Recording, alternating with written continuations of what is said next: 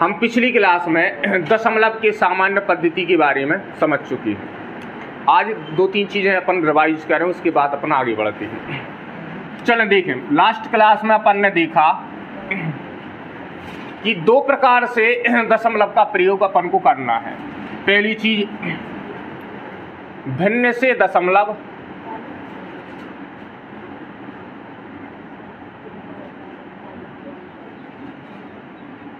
एक तो भिन्न से दशमलव को कंसेप्ट है, दूसरा कंसेप्ट है दशमलव से भिन्न का। दशमलव से भिन्न, देखो सामान्य सी चर्चा अपन ने कल करी।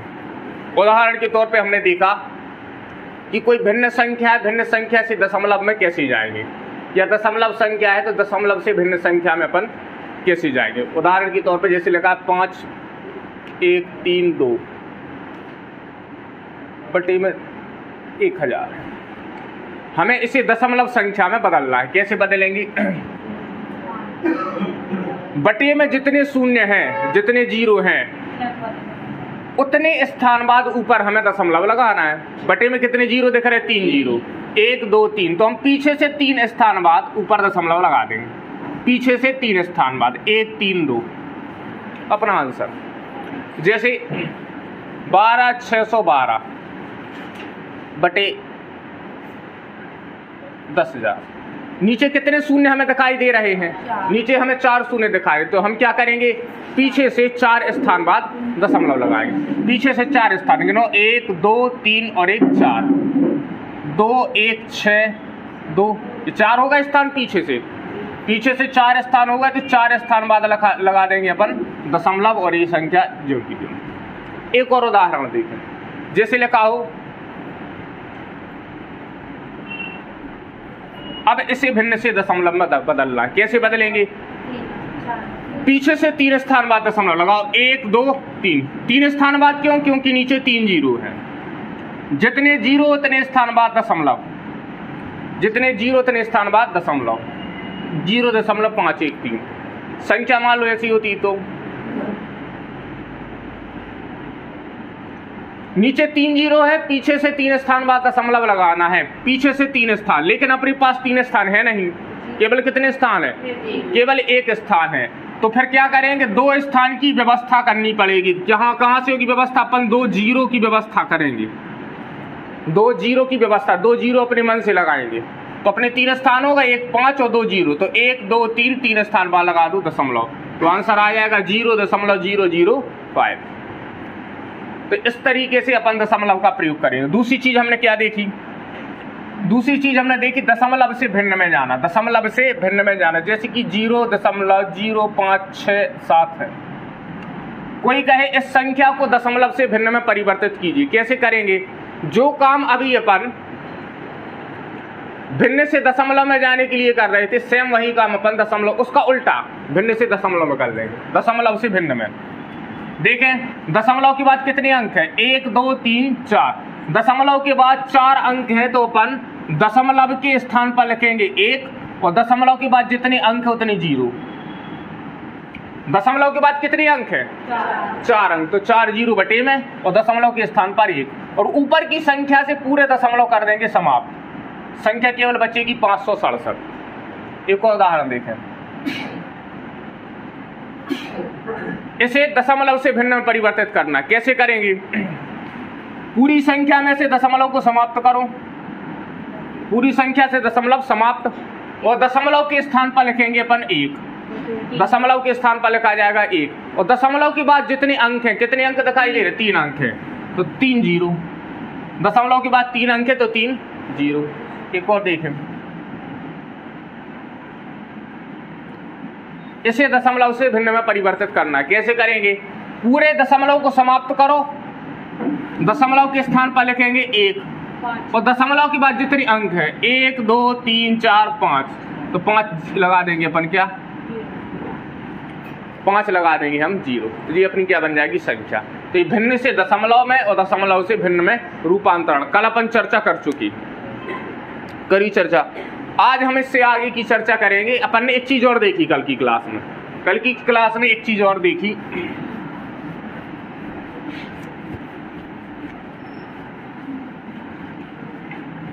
जो एक बात हमने बताई थी कथन के रूप में पूछी जा सकती है, एक ऐसी बात है जो कथन के रूप में पूछी जा सकती है। कैसी बात? कि अगर कोई संख्या है दशमलव वाली संख्या, कोई दशमलव वाली संख्या है, ये 53.1246 यहाँ पर लिख लिया 5, ये कोई एक दशमलव वाली संख्या है, ठीक है। इस दशमलव वाली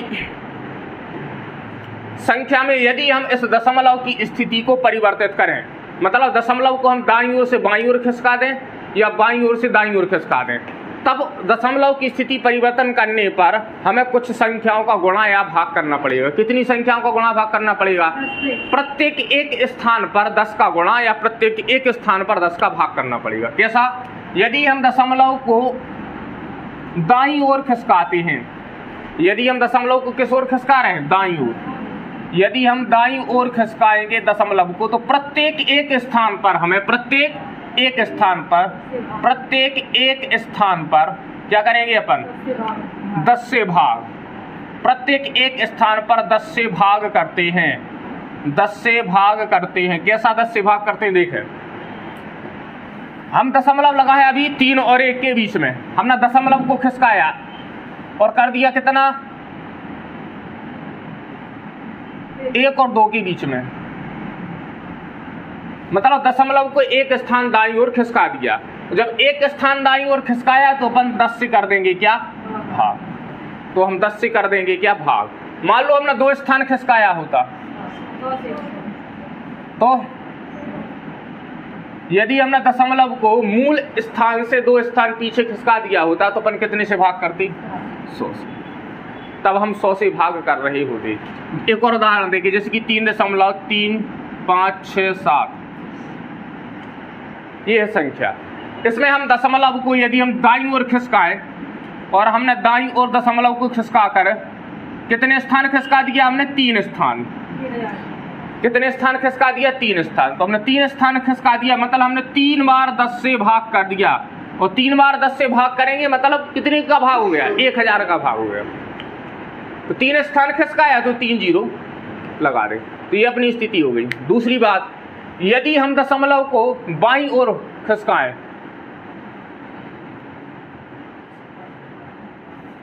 यदि हम दशमलव को बाईं ओर खिसकाएं तो क्या हो जाएगा? प्रत्येक एक स्थान पर 10 से गुणा, प्रत्येक एक स्थान पर 10 से गुणा हो जाएगा। जैसे कि उदाहरण देखें, दशमलव अभी 3 और 2 के बीच में है, यदि हमने दशमलव को खिसका दिया तो देखो हमने दशमलव के एक स्थान बाईं ओर खिसकाया, तो क्या करेंगे? एक बार 10 से गुणा। एक बार 10 से गुणा क्यों किया? क्योंकि एक स्थान खिसकाया है। मान लो हमने 2 स्थान पीछे बाजू में खिसका दिया होता है ऐसा, तो हमने मूल स्थान से कितने स्थान खिसकाया है? 2 स्थान। तो अपन क्या करेंगे?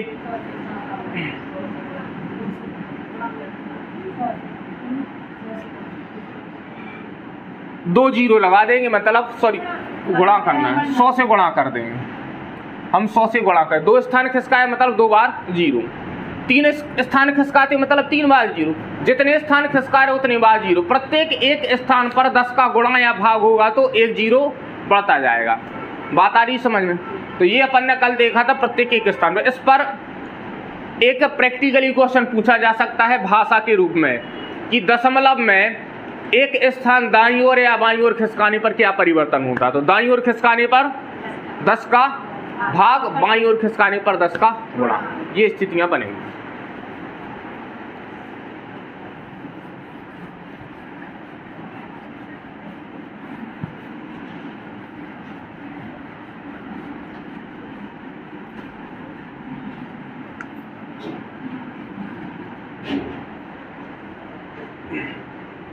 क्वेश्चन आ सकता है 5 दशमलव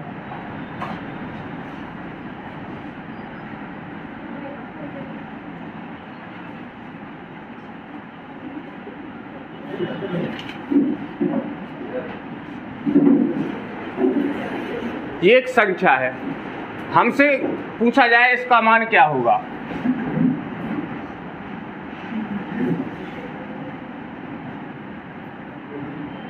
क्वेश्चन मार्क लगा कि इसका मान कितना होगा। क्या करेंगे, हमें स्पष्ट रूप से दिख रहा है कि 1000 से भाग, और जब भाग की प्रक्रिया को करेंगे तो दशमलव का क्या होगा। थोड़ा सा दिमाग लगाकर सोचे कि ये बटे में 1000 आए हैं, इसका अर्थ है कि हमने ये बटे में 1000 कब आए होंगे, जब हमने दशमलव को इस तरफ खिसकाया हुआ, तब जा करके वो 1000 नीचे आए होंगे। ऐसे तो आ नहीं गए। 1000 बटे में क्यों आए, क्योंकि हमने दशमलव को दाईं ओर खिसकाया, इसलिए बटे में 1000 आ गए। तो यदि हम दाईं ओर ना खिसकाते तो 1000 ना आते। कहने का अर्थ ये, अगर ये इन 1000 को समाप्त करना है तो अपन को दशमलव को पूर्व अवस्था में ले जाना पड़ेगा। पूर्व अवस्था मतलब दशमलव अब बाईं ओर आगे बढ़ेगा। कितने स्थान बढ़ेगा, 1 2 3, 3 स्थान दशमलव को इस तरफ खिसकाना पड़ेगा। तो दशमलव आ जाएगा 0.5158764। बात आ रही समझ में। एक और उदाहरण देखें।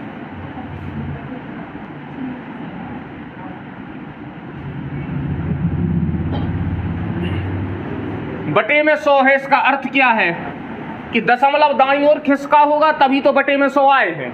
अब हमें उसे पूर्व अवस्था में ले जाना है, मतलब क्या होगा, 100 खत्म करना है। 100 खत्म करने के लिए क्या करेंगे, दशमलव को बाईं ओर खिसका दें। कितने स्थान, जितने 0 है, 2 0 हैं, 2 स्थान इस साइड खिसका दो, आ जाएगा आंसर। बात आई समझ में। एक और उदाहरण देखें दूसरे टाइप।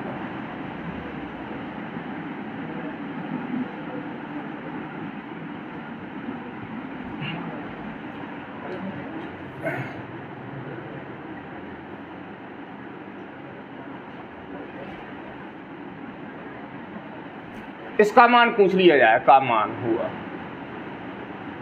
क्या मान होगा इसका।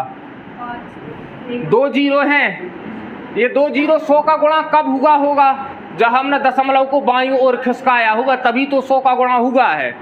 और अगर हम बाईं ओर ना खिसकाए, ज्यों के त्यों प्रारंभिक अवस्था में लेकर के जाए, तो क्या होगा, दशमलव को दाईं ओर खिसका दें। कितने स्थान, 2 0 हैं, 2 स्थान खिसका दो, जितने स्थान उतने 0 पे अपन खिसका देंगे। बात आई समझ में। एक और देखें।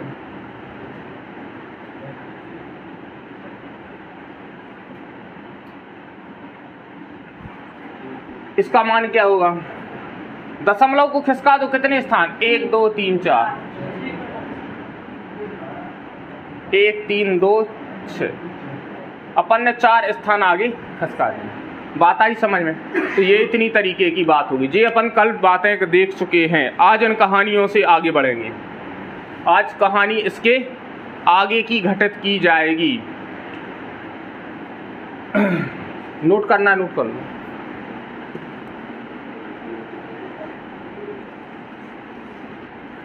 कल चीजें नोट हो चुकी हैं, अपन आगे बढ़े। आज परिभाषा लिखो, शांत दशमलव। शांत दशमलव, शांत दशमलव परिभाषा है शांत दशमलव।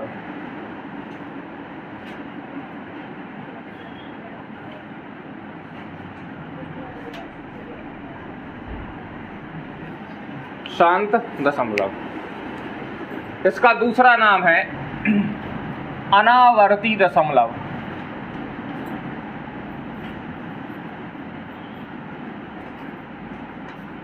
इसका दूसरा नाम है अनावर्ती दशमलव। क्या होता है शांत दशमलव या अनावर्ती दशमलव, समझें। कोई संख्या है, उसमें हम विभाजन की प्रक्रिया करें और विभाजन की प्रक्रिया पूरी हो जाए, मतलब विभाजन की प्रक्रिया समाप्त हो जाए, और हमें ऐसी विभाजन की प्रक्रिया के दौरान जो संख्या दशमलव के रूप में प्राप्त होगी, इसको हम बोलेंगे आवर्ती दशमलव। उदाहरण के तौर पर जैसे हम देखें 5/2 है। 5/2 का अर्थ क्या है कि 5 में 2 का भाग। 5/2 का अर्थ है 5 में 2 का भाग। करो भाग भाई। 2 दूनी 4 बचा 1। अब भाग जाएगा नहीं तो लगाएंगे दशमलव, तो यहाँ पर आ जाएगा 0 और 2 पंचे 10। तो परिणाम में अपन को क्या मिला, 2.5 5। भाग की प्रक्रिया समाप्त हो गई। मतलब ये जो भाग की प्रक्रिया समाप्त होगी इसके लिए बोलेंगे अपन क्या, शांत दशमलव। शांत दशमलव। एक और देखें, जैसे हो 20/16, 20/16, इसमें भाग करना है तो या तो ऐसा कर सकते भाई कोई छोटी संख्या से पहले इसको काट लूँ, जैसे 4 का भाग जा सकता है 4 से इसको काट लूँ, 4 चौके 16, 4 पंचे 20, ऐसा काटा जा सकता है। छोटा कर लें थोड़ा। अब 5 में कितने से भाग करेंगे, 4 से, 4 एकम 4, बचा कितना 1। अब दशमलव लगा लूँ, दशमलव लगाएंगे तो नीचे आ जाएगा 0। 4 का दूनिया पढ़ो, 4 दूनी 8, बचे कितने, बचे 2। अब भाग जाएगा क्या, अब भाग जा नहीं सकता, दशमलव था पहले लगा चुके, अब दो दशमलव तो लगाएंगे नहीं, क्या करेंगे तो फिर एक 0 बढ़ा दो, 4 पंचे 20। पूरी बार बात भाग हो गया। परिणाम में क्या मिला हमें, 1.25, ये भागफल 1.25। ये दशमलव भी कैसी है, शांत दशमलव। शांत दशमलव मतलब ऐसा दशमलव जिसमें भाग की प्रक्रिया क्या हो जाए, समाप्त, उसको कहा जाता है शांत दशमलव। लगाओ परिभाषा, लिखो, लिखे परिभाषा।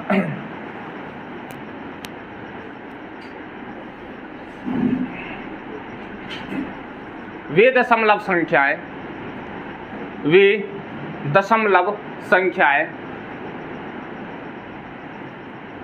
जिनमें भाग की प्रक्रिया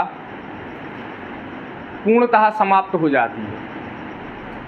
वे दशमलव संख्याएं जिनमें भाग की प्रक्रिया पूर्णतः समाप्त हो जाती है शांत दशमलव कहलाती हैं। वे दशमलव संख्याएं जिनमें भाग की प्रक्रिया पूर्णतः समाप्त हो जाती है, शांत दशमलव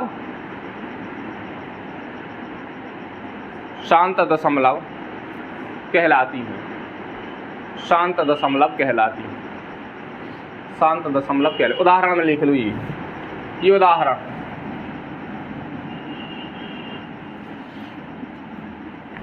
ये उदाहरण, भाग की प्रक्रिया पूर्णतः क्या हो जाए, समाप्त, तो उसको कहा जाएगा शांत दशमलव।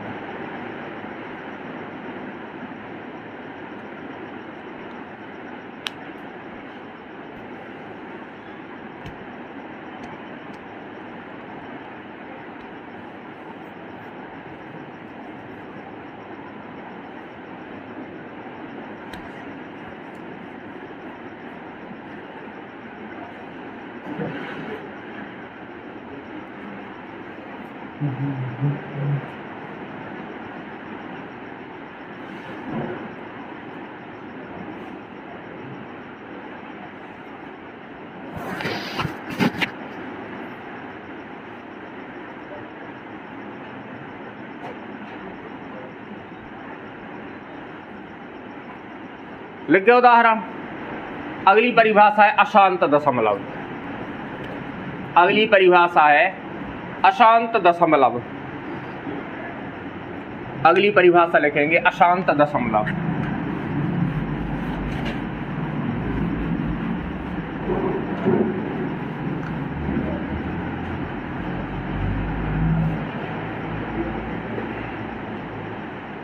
अशांत दशमलव।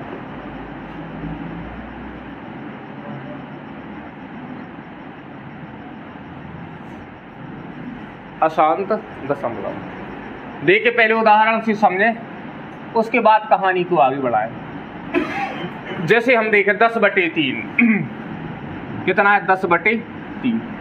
इसका अर्थ हुआ 10 में 3 से भाग करना है, हमें 10 में 3 से भाग करना है। तो 3 त्रिका 9, बचा 1, दशमलव लगाएंगे 0, फिर 3 तिया 9, बचा कितना, फिर 1, भाग जाएगा नहीं तो 0 लगा देंगे, फिर 3 तिया 9, फिर बचेगा 1, भाग नहीं जाएगा तो फिर 0, फिर 3 तिया 9, भाग नहीं जाएगा तो फिर 1 बचेगा, फिर 0 लगा दो, फिर 3 तिया 9। मतलब हर बार 1 बचेगा और भाग जा नहीं रहा तो अपन फिर 0 लगाएंगे और फिर 3 बार दूनिया पड़ेंगे, फिर 1 बचेगा। ठीक है, ये प्रक्रिया बार बार चलती जाएगी, अपन को परिणाम में बार बार 3 3 मिलता जाएगा। तो ये बार बार जो संख्या रिपीट हो रही है, जो बार बार संख्या रिपीट हो रही है, अपन इसको रिपीट ना करके इसके स्थान पर अपन 3 के ऊपर एक चिन्ह लगा देते हैं। इसको बोलते हैं अपन आवर्त। इसको क्या बोला जाता है? आवर्त। इंग्लिश में इसको बोलते हैं बार। इंग्लिश में बोला जाता है बार, हिंदी में बोलते हैं आवर्त। आवर्त का अर्थ क्या है? बार का अर्थ क्या है? कि ये 3 है, बार बार रिपीट हो रहा है, बार बार इसकी पुनरावृत्ति हो रही है। जिस संख्या की बार बार पुनरावृत्ति हो रही है दशमलव के बाद, उसकी पुनरावृत्ति ना करके उसके स्थान पर बार लगा दिया जाता है, आवर्त लगा दिया जाता है। उदाहरण के तौर पर हमने लिख दिया, मान लो 5.123 और 2 और 3 के ऊपर बार लगा है। इसका अर्थ ये हुआ कि 5 के बाद दशमलव के बाद 1 तो आ रहा है, लेकिन उसके बाद 2 और 3 के ऊपर क्या लगा है? बार। 2 और 3 के ऊपर लगा है बार। 5.123 है और 2 और 3 के ऊपर क्या लगा है? बार। तो इसका अर्थ ये है कि 5 के बाद 1 तो जो का 2 और 3 बार बार क्या हो रहा है? रिपीट। 2 और 3 बार बार रिपीट। जिन संख्याओं के ऊपर बार लगा है वो संख्या क्या हो रही है? रिपीट। और बार को बोलते हैं अपन क्या? आवर्त। और चूंकि इन संख्याओं में आवर्त लगा है, इसलिए अशांत दशमलव को आवर्ती दशमलव भी कहा जाता है। आवर्ती दशमलव, इन संख्याओं को आवर्ती दशमलव भी कहा जाता है।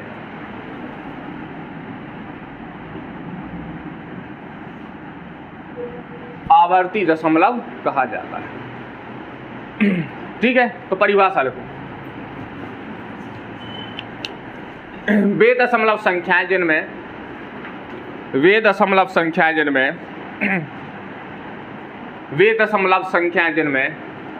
भाग के बाद वे दशमलव संख्याएं जिनमें भाग के बाद दशमलव के बाद वे दशमलव संख्याएं जिनमें दशमलव के बाद भाग की प्रक्रिया समाप्त नहीं होती है, जिनमें दशमलव के बाद भाग की प्रक्रिया समाप्त नहीं होती है, किसी खास अंक की पुनरावृत्ति होती रहती है। किसी खास अंक की पुनरावृत्ति होती रहती है। आवर्ती दशमलव या अशांत दशमलव कहलाती है। आवर्ती दशमलव या अशांत दशमलव कहलाती है। आवर्ती दशमलव या अशांत दशमलव कहलाती है। आवर्ती दशमलव या अशांत दशमलव कहलाती है। ठीक है, क्लियर है बात? नीचे लिखना, दशमलव के बाद जिस अंक, दशमलव के बाद जिन अंकों की, जिसकी जगह लिख लो जिन अंकों की, दशमलव के बाद जिन अंकों की पुनरावृत्ति होती रहती है, दशमलव के बाद जिन अंकों की पुनरावृत्ति होती रहती है,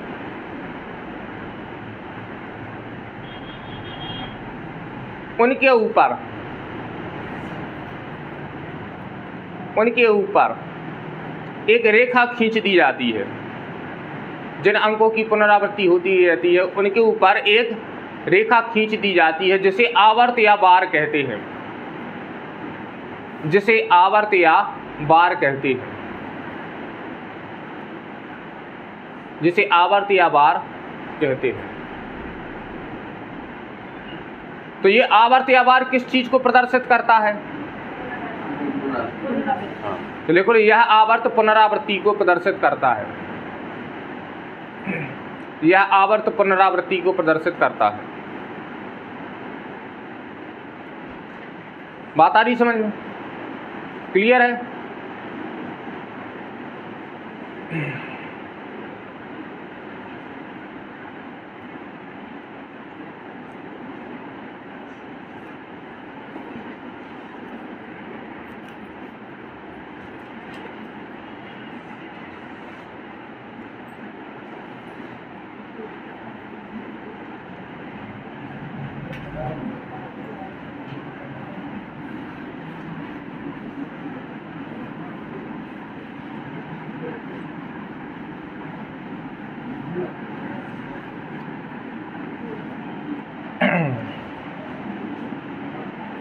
अब हमसे आवर्ती दशमलव की पहचान पूछी जा सकती है परीक्षा में।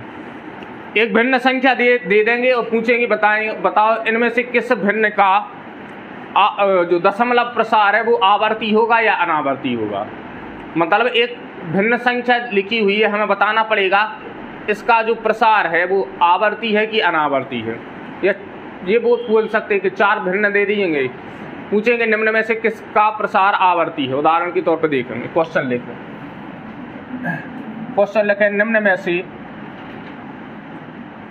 में से किस भिन्न का,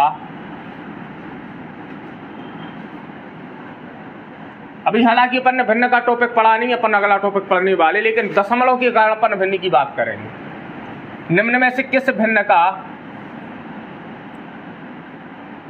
दशमलव निरूपण, निम्न में से किस भिन्न का दशमलव निरूपण आवर्ती होगा। निम्न में से किस भिन्न का दशमलव निरूपण आवर्ती होगा। ऑप्शन देखेंगे,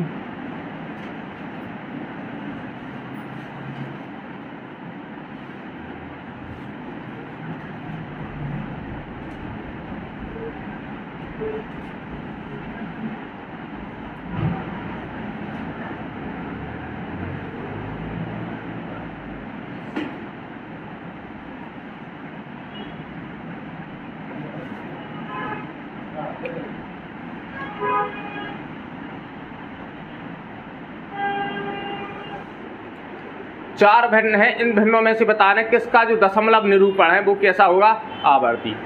दशमलव निरूपण आवर्ती होगा, इसका अर्थ क्या है कि जब हम अंश वाली संख्या में हर वाली संख्या से भाग करेंगे तो आवर्ती दशमलव का अर्थ क्या है, भाग की प्रक्रिया समाप्त ना हो, भाग की प्रक्रिया क्या ना हो, समाप्त ना हो, आवर्ती होगा। आवर्ती या उसको क्या बोलेंगे अपन, आवर्ती का दूसरा नाम क्या है, अशांत। आवर्ती या शांत कुछ ही पूछ सकते, आवर्ती या शांत। तो किस भिन्न का दशमलव निरूपण अशांत हो, तो कैसे पता चलेगा, भाग देंगे तो पूरे पेपर में एक क्वेश्चन बस करके आओगे, 4 संख्याओं के भाग देते रहोगे। चलो देखें, इसकी पहचान का एक तरीका है अच्छे से समझना कि किस भिन्न का दशमलव निरूपण शांत होगा और किस भिन्न का दशमलव निरूपण अशांत होगा, ये कैसे पता चलेगा। अपन क्या करेंगे, ये जो भिन्न संख्या दी हुई है इसके हर को पकड़ेंगे।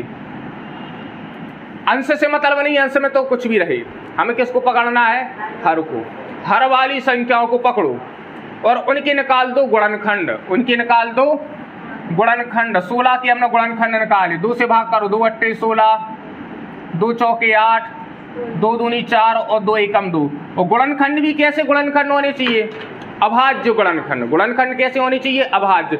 मतलब इन गुणनखंडों में जिन संख्याओं का हम प्रयोग करें, भाग में जिनका प्रयोग करेंगे वो सब की सब अभाज्य संख्याएं होनी चाहिए। ऐसा ना हो कि हम किसी अन्य संख्या से भाग करें। केवल भाग किससे होगा, अभाज्य। अभाज्य क्या होती वो हम अब बताएंगे नहीं, कई बार बता चुके। तो अभाज्य संख्या क्या होती वो आपको जानकारी में है। हम केवल किनका प्रयोग करेंगे, अभाज्य संख्याओं का प्रयोग करेंगे।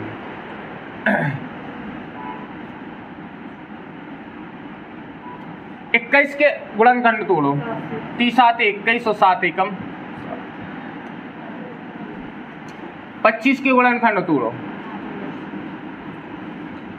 55 25 5 एकम 5। अभाज्य संख्याओं की परिभाषा हम 150 बार बता चुके, एक आध बार तो छोड़ो। 2 धाम 10, 20 के गुणनखंड तोड़ो, 20 के गुणनखंड तोड़ेंगे तो 2 से भाग करेंगे 10 बार, तो 2 पंचे 10 और 5 एकम 5। ठीक है, तो ये टूट गए क्या, गुणनखंड।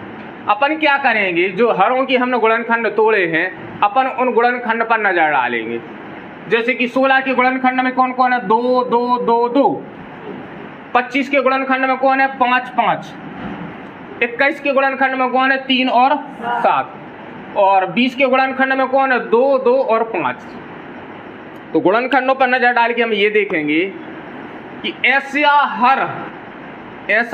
हर जिसके अभाज्य गुणनखंडों में, ऐसा हर जिसके अभाज्य गुणनखंडों में 2 और 5 के अतिरिक्त, मतलब 2 और 5 के अलावा अन्य कोई गुणनखंड हो तो उसका दशमलव निरूपण अशांत होता है।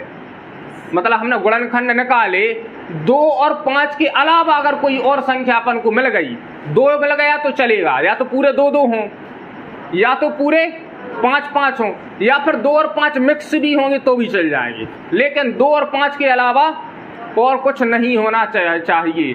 यदि 2 और 5 के अलावा कुछ और आ गया मतलब अशांत, 2 और 5 के और अलावा और कुछ आ गया तो क्या?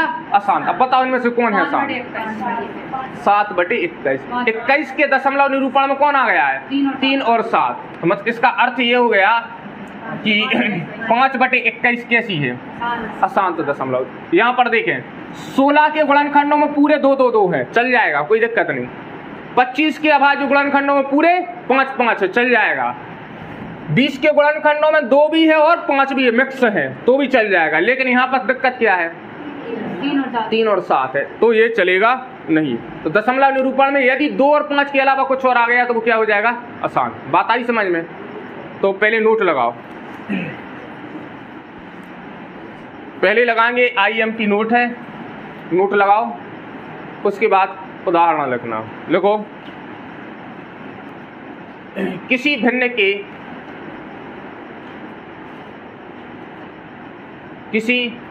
के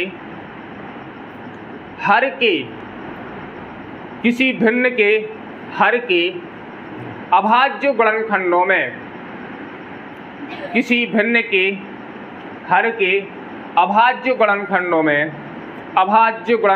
में केवल 2 और 5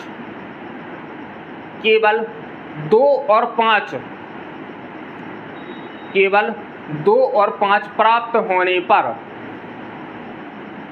केवल 2 और 5 प्राप्त होने पर उस दशमलव का, उस भिन्न का, केवल 2 और 5 प्राप्त होने पर उस भिन्न का दशमलव निरूपण, उस भिन्न का दशमलव निरूपण, उस भिन्न का दशमलव निरूपण शांत होता है। उस भिन्न का दशमलव निरूपण शांत होता है। उस भिन्न का दशमलव निरूपण शांत होता है। पूर्ण विराम। 2 और 5 के अतिरिक्त, 2 और 5 के अतिरिक्त अन्य कोई गुणनखंड प्राप्त होने पर, 2 और 5 के अतिरिक्त अन्य कोई गुणनखंड प्राप्त होने पर, 2 और 5 के अतिरिक्त अन्य कोई गुणनखंड प्राप्त होने पर दशमलव निरूपण अशांत होता है। 2 और 5 के अतिरिक्त अन्य कोई गुणनखंड प्राप्त होने पर दशमलव निरूपण अशांत होता है। दशमलव निरूपण अशांत होता है। दशमलव निरूपण अशांत होता है। ठीक है, इसमें लिख लेना ये शांत है, क्योंकि केवल 2 और 5। ये भी कैसा है? शांत। ये भी कैसा है? शांत। और ये कैसा है? अशांत।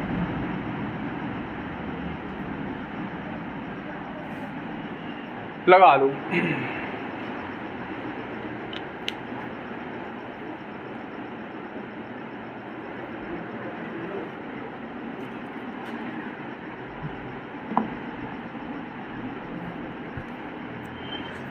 शांत, अशांत। समझ में तो नहीं आ गया?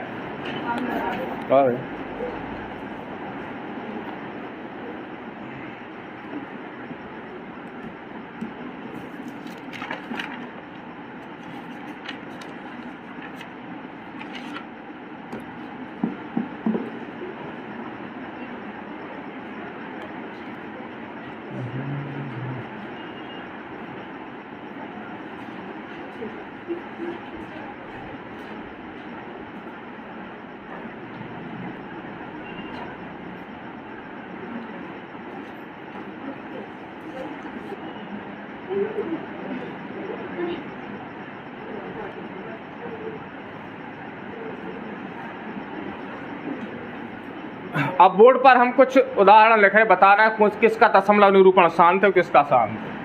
ठीक है,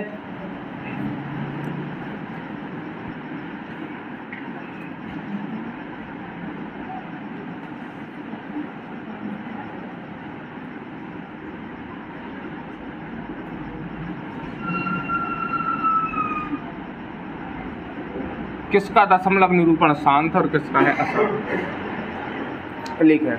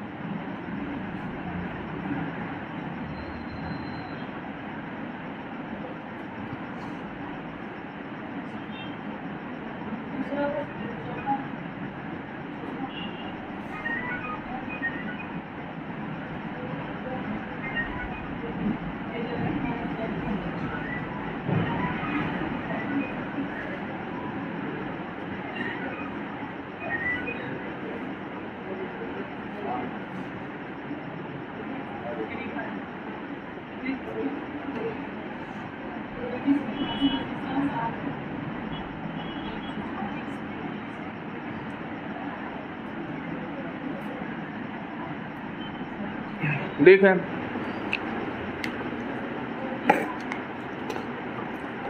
बनाओ विचार। पहला शांत, दूसरा अंत, तीसरा शांत, तीसरा शांत, दूसरा अंत है।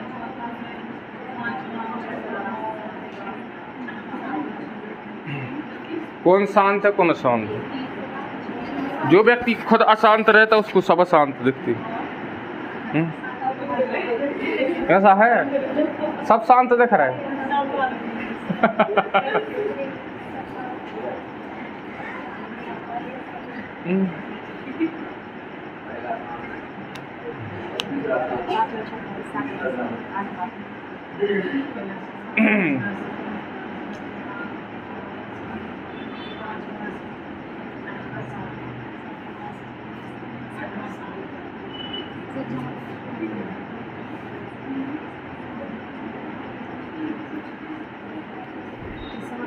देखो अप्रोच देखो शांत और अशांत को समझने की बिल्कुल स्पष्ट है। देखे अपन जैसे कि 26 है, हम देख रहा है 26, 13 दूनी 26, मतलब 26 में 13 से भाग हो सकता है।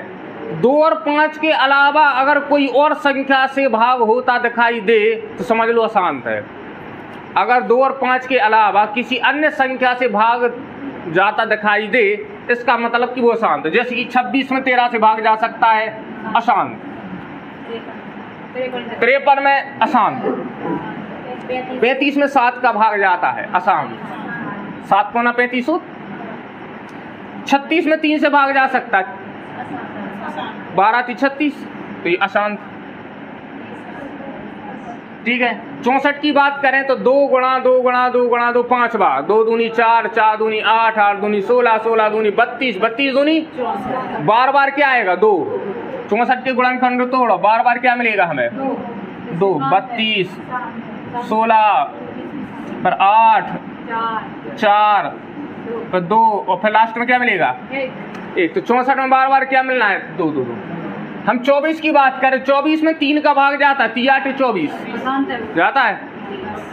2 और 5 के अलावा किसी अन्य का भाग नहीं जाना चाहिए। ये अशांत,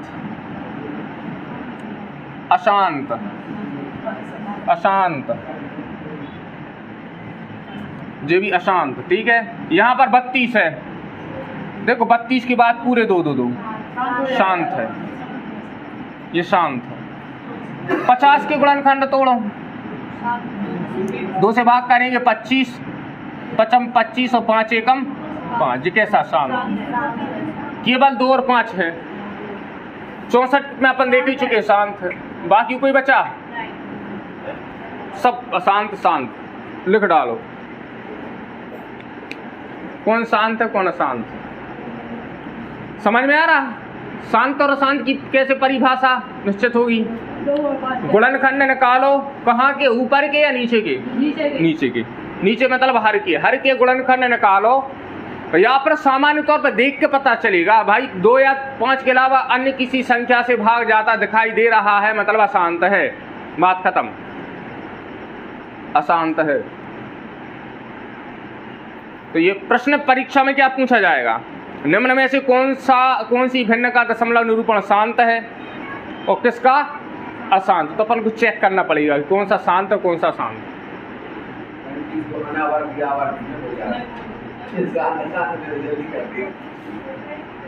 आवर्ती अनावर्ती में क्या समस्या, आवर्त लगता है जिसमें वो आवर्ती, जिसमें नहीं लगता है सो अनावर्ती। बात खत्म। जैसे हम बोले आवश्यक अनावश्यक, आवश्यक मतलब जो इम्पोर्टेंट है, अनावश्यक वो जो इम्पोर्टेंट नहीं है। तो जिसमें आवर्त है सो आवर्ती, जिसमें आवर्त नहीं है सो अनावर्ती। आवर्त है मतलब अशांत, अनावर्ती है मतलब शांत है। कोई कठिन है का?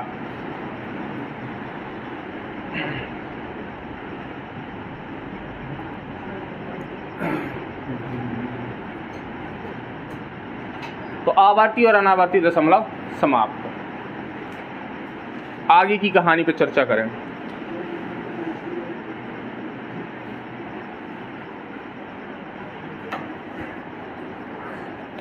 हेडिंग लगाओ संख्या प्रणाली।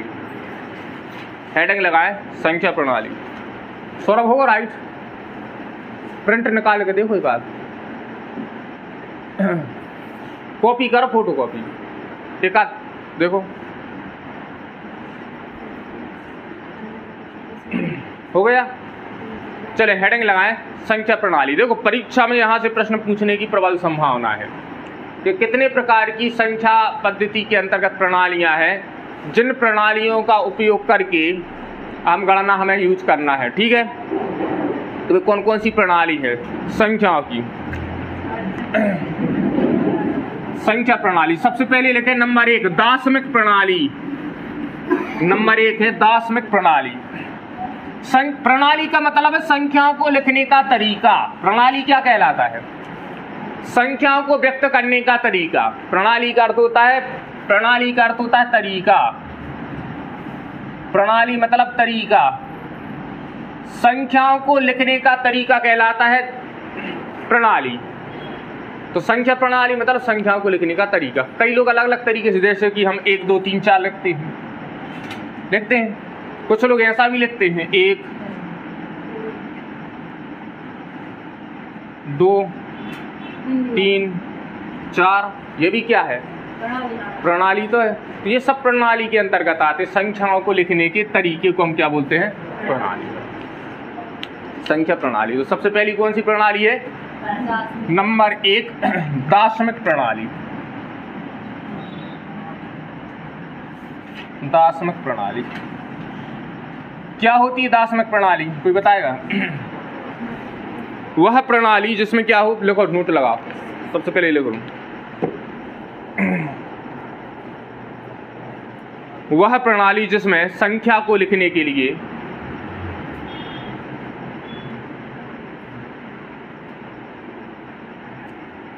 वह प्रणाली जिसमें संख्या को लिखने के लिए वह प्रणाली जिसमें संख्या को लिखने के लिए 0 1 2 3 4 5 1 2 3 4 5 6 dash dash dash dash dash कहाँ तक? अनंत तक कि 9 तक? 9 तक पूरा लिख लो, 9 तक। वह प्रणाली जिसमें संख्या को लिखने में 0 1 3 4 5 6 7 8 9 तक के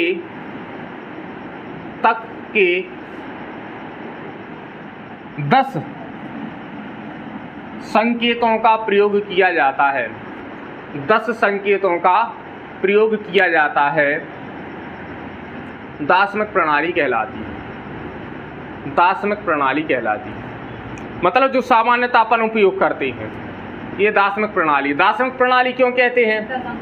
क्योंकि इसमें 10 अंकों का प्रयोग हो रहा है। देखो 10 डिजिट हैं, 10 अंक हैं, इसलिए इसको दार्शनिक प्रणाली कहा जाता है।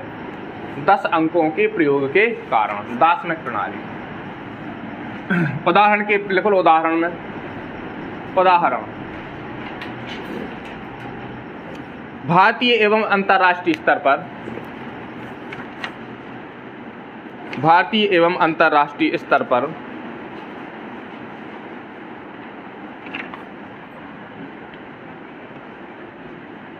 प्रयोग की जाने वाली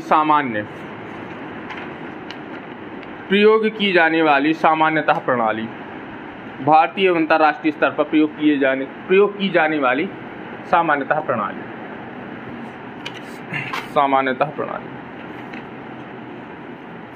लिख लो, 2-4 संख्या लिख लो, ज्यादा है।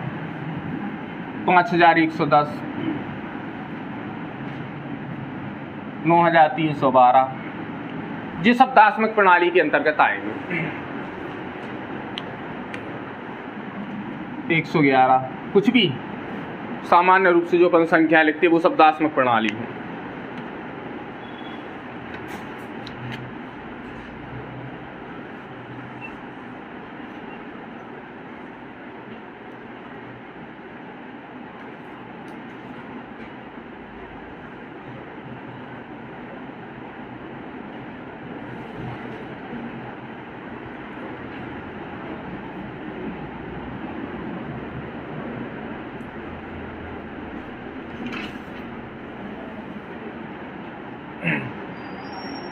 नंबर 2 लिखो,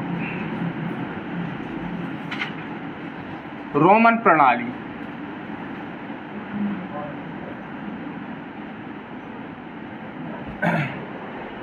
कौन सी है?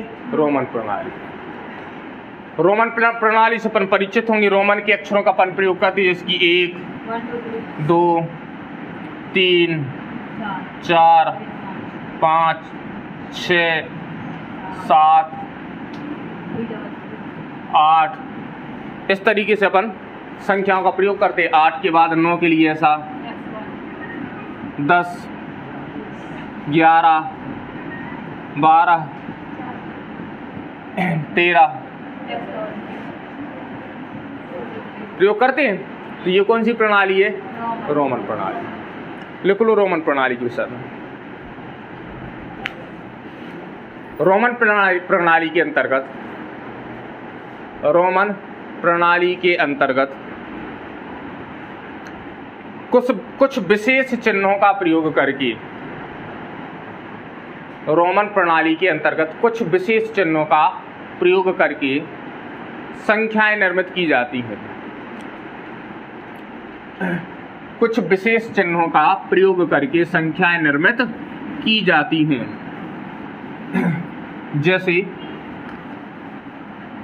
जैसे 1 ऐसा, 2, 3, 5, 7, 9, 10 आदि। अब बाकी की जो रोमन संख्या, जैसे कि जिन्हें अपन LC के रूप में व्यक्त करते हैं, उनकी अपन चर्चा अभी जब संख्याएं बनाएंगे तब करेंगे कि रोमन की बड़ी बड़ी संख्याओं को कैसे लिखा जाए, छोटी संख्याओं को, बड़ी संख्याओं को, पूरी 100 तक की संख्या अपन 100 से ज़्यादा भी लिख करके देखेंगे। सामान्य संख्या से रोमन में चेंज करें, रोमन से सामान्य में चेंज करें, ये सब काम अपन आगे करेंगे। अभी केवल परिचय देख रहे हैं अपन। अभी केवल अपन क्या देख रहे हैं? परिचय।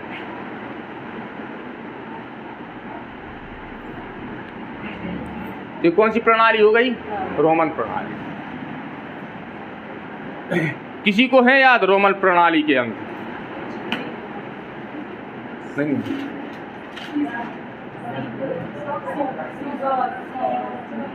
50 को क्या कहेंगे? L मतलब 50, C मतलब 100 मतलब 100 को लिखते हैं C। L किसको लिखते हैं? 50 को। पक्का? जी सर। चलो तो ठीक। M मतलब M मतलब 500। D मतलब 1000 होता है, मतलब 500। M मतलब 500, D मतलब 1000। हम पढ़ा चुके हैं, पता हमें ये सब चीज़ें लिखा चुके, संख्याओं को कन्वर्ट करना बता चुके, फिर से बताएंगे, समय आएगा। अभी नेक्स्ट हेडिंग लिखो, इन पर लौट कर आएंगे, सब चीजें बताएंगे। जब संख्याओं का निर्माण करेंगे,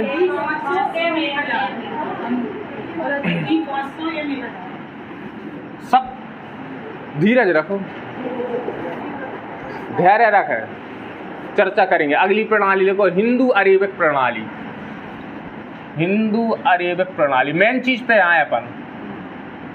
हिंदू अरेबिक प्रणाली, ये बहुत ही महत्वपूर्ण बात है। हिंदू अरेबिक प्रणाली, हिंदू अरेबिक प्रणाली। एक क्वेश्चन 100% पूछा जाएगा। हिंदू अरेबिक प्रणाली से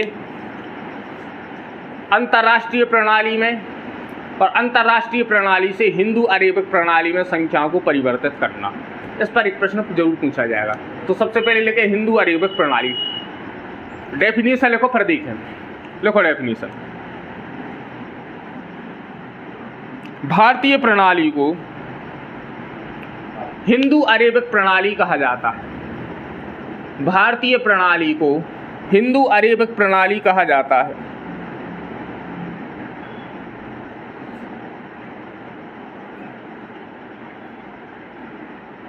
इसके अंतर्गत संख्याओं को लिखने के लिए, इसके अंतर्गत संख्याओं को लिखने के लिए, इसके अंतर्गत संख्याओं को लिखने के लिए बाएं से दाएं के क्रम में, इसके अंतर्गत संख्याओं को लिखने में बाएं से दाएं के क्रम में क्रमशः, इसके अंतर्गत संख्याओं को लिखने में बाएं से दाएं के क्रम में क्रमशः बाएं से दाएं के क्रम में क्रमशः इकाई, दहाई, सैकड़ा, हजार, करोड़, इकाई, दहाई, सैकड़ा, हजार, इकाई, दहाई, सैकड़ा, हजार, ऐसे लिख लेना। इकाई, दहाई, सैकड़ा, हजार, लाख, करोड़ आदि का प्रयोग करते हैं। लाख, करोड़ आदि का प्रयोग करते हैं। ठीक है, बिल्कुल सामान्य रूप से जो अपन यूज करते हैं कैलकुलेशन में, वो हिंदू अरेबिक प्रणाली। उदाहरण के तौर पर ये लिखा है, इसको क्या पढ़ेंगे? ये इकाई, दहाई, सैकड़ा, हजार, 10,000 ऐसी पढ़ेंगे। तो इसका पढ़ा जाएगा 53,519। अब एक खास बात है, 519, 53,519। अब एक खास बात क्या है उसको देखें, नीचे नोट लगाओ। इस प्रणाली के लेखन में, ये इंपॉर्टेंट चीज, इस पर विशेष ध्यान दो। इस प्रणाली के लेखन में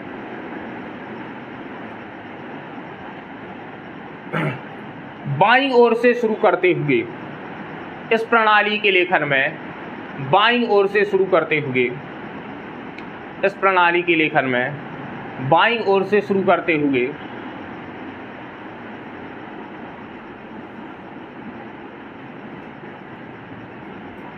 पहले 3 अंकों के बाद विराम, इस प्रणाली में, इस प्रणाली के लेखन में बाईं ओर से शुरू करते हुए पहले 3 अंकों के बाद विराम, पहले 3 अंकों के बाद विराम तथा उसके बाद प्रत्येक 2 अंकों पर विराम लिया जाता है, तथा उसके बाद प्रत्येक 2 अंकों पर विराम लिया जाता है, तथा उसके बाद प्रत्येक 2 अंकों पर विराम लिया जाता है, तथा उसके बाद प्रत्येक 2 अंकों पर विराम लिया जाता है, तथा उसके बाद प्रत्येक 2 अंकों पर विराम लिया जाता है। इसके लिखने का तरीका इंपॉर्टेंट चीज हम बता रहे, परीक्षा में 100% प्रश्न आएगा, ध्यान देखना। उसके बाद प्रत्येक 2 अंकों पर विराम लिया जाता है। उदाहरण के तौर पर देख रहे अपन 5, 3, 1, 6, 9, 7, 1, 2, 5, 4, ये एक संख्या लिखी है। इसे हिंदू अरेबिक प्रणाली के हिसाब से हमें जमाना है कि इसे हम किस हिसाब से जमाएं, हिंदू अरेबिक प्रणाली के हिसाब से। तो सबसे बाईं तरफ से शुरू करेंगे, बाईं तरफ से शुरुआत करेंगे और 3 अंकों के बाद विराम, विराम मतलब अल्प विराम, विराम मतलब अल्प विराम। तो 3 अंकों के बाद विराम, उसके बाद क्या करेंगे, प्रत्येक 2-2 पर, उसके बाद प्रत्येक 2-2 पर विराम। पहला विराम 3 के बाद, उसके बाद कितने कितने के बाद, 2-2 के बाद। तो ये जो है, ये जो सेक्शन है अपना, ठीक है, एक ये सेक्शन है अपना,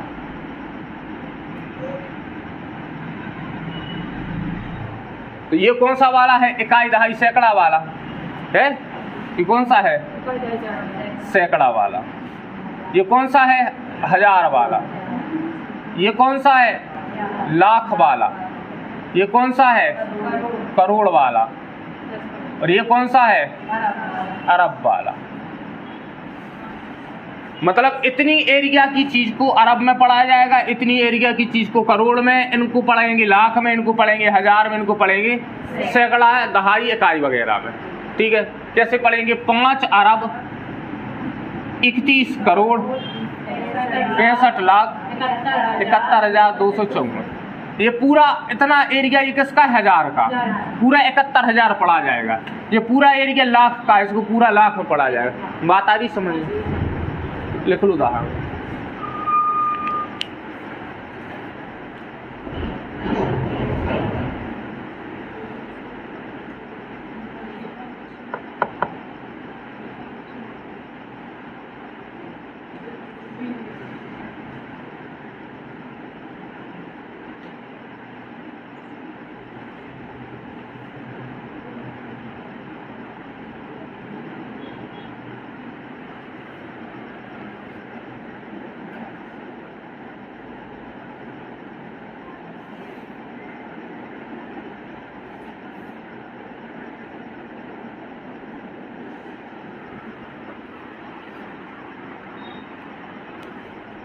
हो गया नोट। अगली प्रणाली की हेडिंग लगाएं। अगली प्रणाली है अंतरराष्ट्रीय प्रणाली।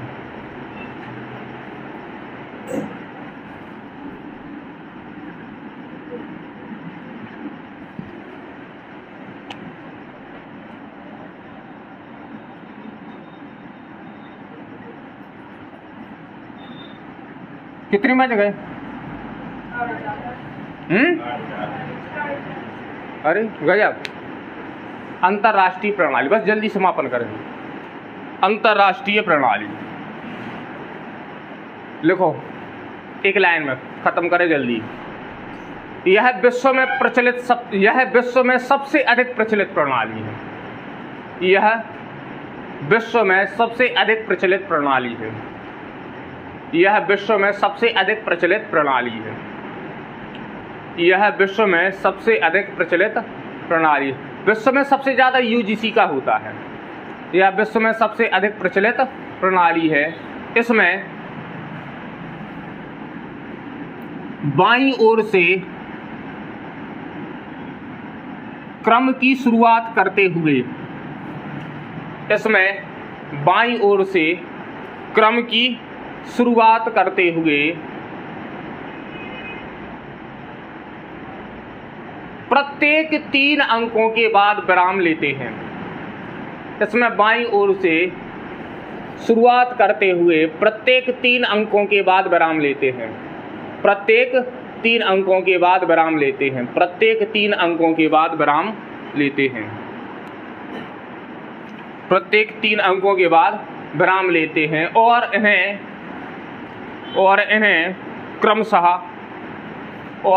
क्रमशः अपन पीछे से आगे की क्रम में ले रहे हैं, मतलब बाएं से दाएं की क्रम में, और इन्हें क्रमशः इकाइयां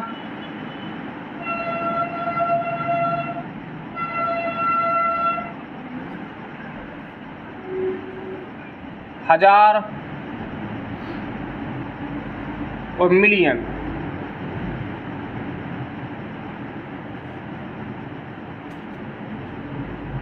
इकाइयां हजार और मिलियन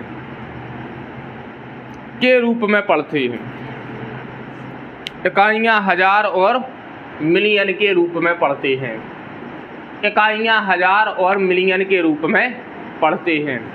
इकाइयाँ हजार और मिलियन के रूप में पढ़ते हैं। उदाहरण देखें उदाहरण। जैसे हमने लिखा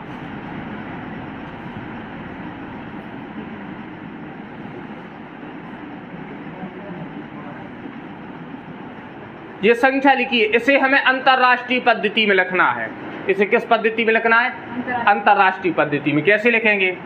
बाईं ओर से शुरुआत करते हुए प्रत्येक 3 अंकों पर विराम, 3 अंक के बाद विराम, फिर 3 अंक के बाद विराम। तो कितने कितने के सेट बनाएंगे? 3 के सेट बनाओ। तो प्रत्येक 3 अंक के बाद विराम। अब इसको क्या पढ़ा जाएगा? ये इकाई है, ठीक है, ये इकाइयाँ हैं। इकाइयाँ मतलब इकाई दहाई सैकड़ा, ये हजार है। और इसको पढ़ेंगे अपन क्या? मिलियन। तो ये पूरी की पूरी संख्या कैसे पढ़ी जाएगी? ये बात महत्वपूर्ण है। ये पूरी की पूरी संख्या कैसी पढ़ी जाएगी? इसको पढ़ेंगे अपन 535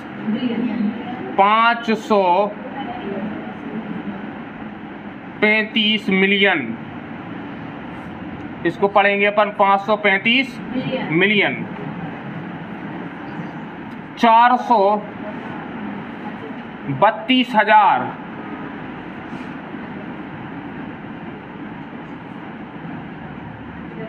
432,000 और 612।